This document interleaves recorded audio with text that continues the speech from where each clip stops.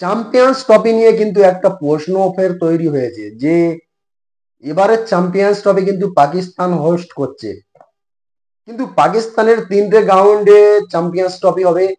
রাহুলপিন্ডি, লাহোর এবং করাচি, এই তিনটে স্টেডিয়ামে কিন্তু হবে। তার মধ্যে কিন্তু যে আইসিসির একটা টাইম লাইন দেয়া ছিল যে 12ই ফেব্রুয়ারির মধ্যে, 19শে ফেব্রুয়ারি থেকে চ্যাম্পিয়ন্স ট্রফি শুরু হচ্ছে, কিন্তু 12ই ফেব্রুয়ারির মধ্যে যে তিনটে স্টেডিয়াম কিন্তু আইসিসি কে হ্যান্ড ওভার করতে হবে পিসিবি কে।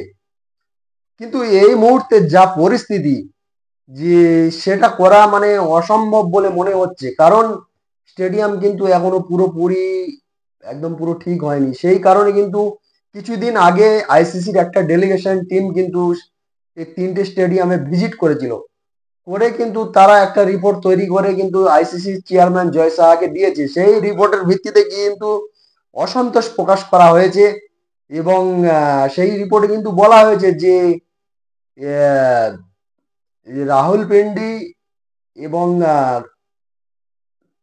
করাচি, এই দুটো স্টেডিয়াম হয়তো রেডি হয়ে যাবে, কিন্তু লাহোরের যে গদ্দাফি স্টেডিয়াম সেটা কিন্তু রেডি হবে না। এই ডেড লাইনের মধ্যে কিন্তু রেডি হবে না বলে তারা কিন্তু অসন্তোষ প্রকাশ করেছে।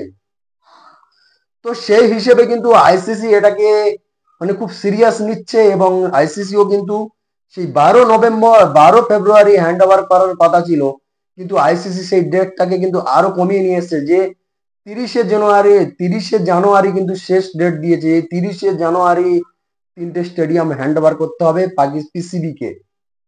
এই 30শে জানুয়ারির মধ্যে যদি হ্যান্ড ওভার করতে না পারে তাহলে কিন্তু পাকিস্তান থেকে চ্যাম্পিয়ন্স ট্রফি হয়তো শিফট হয়ে ইউএই তে চলে যাওয়ার সম্ভাবনা আছে। কারণ আমরা দেখেছি যে পাকিস্তানের কিছু জার্নালিস্ট আছে বা কিছু স্পোর্ট অ্যানালাইসিস যারা ভিডিও বানায়, তারা কিন্তু সেই ভিডিওতে দেখেছে যে গ্রাউন্ডের ভেতরে হয়তো রেডি হয়ে যাবে, কিন্তু বাইরের যে রাস্তা আছে বা নতুন করে যা কিছু তৈরি হচ্ছে বাইরে, সেইগুলো কিন্তু এখনো প্রায় 70%, কোথাও 60% বাকি আছে।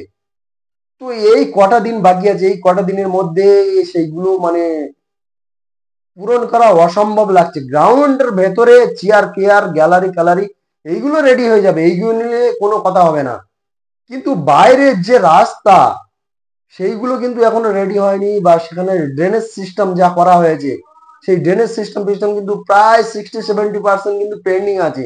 যে এত তাড়াতাড়ি আর এক সপ্তাহের মতন বাকি আছে, এত তাড়াতাড়ি কিভাবে তারা কমপ্লিট করবে এটা নিয়ে কিন্তু অনেকটা ডাউট আছে।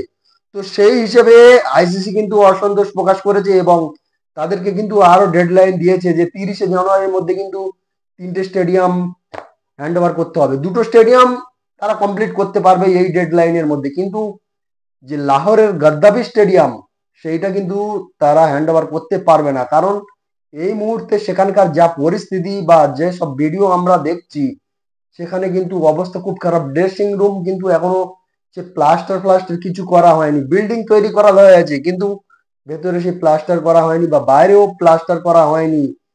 আউটসাইডে যে রাস্তা আছে সেই রাস্তার ড্রেনেজ সিস্টেম সব কিন্তু একেবারে 60-70% কাজ পেন্ডিং আছে। তো এত তাড়াতাড়ি সেইগুলো কিভাবে কমপ্লিট করবে এটা মানে পাকিস্তান জানে।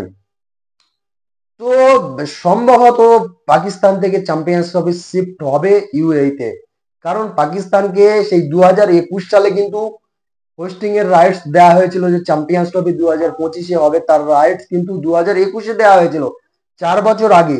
তারা কিন্তু সেই 4 বছর ধরে কোনো কাজই করেনি, তারা 8-9 মাস আগে থাকতে কিন্তু কাজ শুরু করেছে। সেই 2024-এর মে জুন থেকে কিন্তু হাত লাগিয়েছে এইসব কাজ করার জন্য, কিন্তু হাত লাগিয়েছে মানে 8-9 মাস আগে থাক থেকে।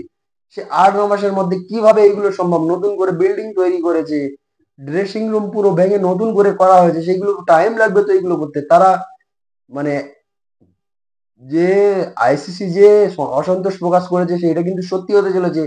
হয়তো আমরা দেখতে পাবো যে 30শে জানুয়ারির মধ্যে যদি পাকিস্তান হ্যান্ড ওভার করে দিতে পারে আইসিসি কে, তাহলে তো কোনো কথাই হবে না, ঠিক আছে পাকিস্তানে হবে। আর যদি করতে না পারে তাহলে কিন্তু পুরোপুরি চ্যাম্পিয়ন্স ট্রফি ইউএই তে শিফট হওয়ার সম্ভাবনা কিন্তু বেশি থাকছে।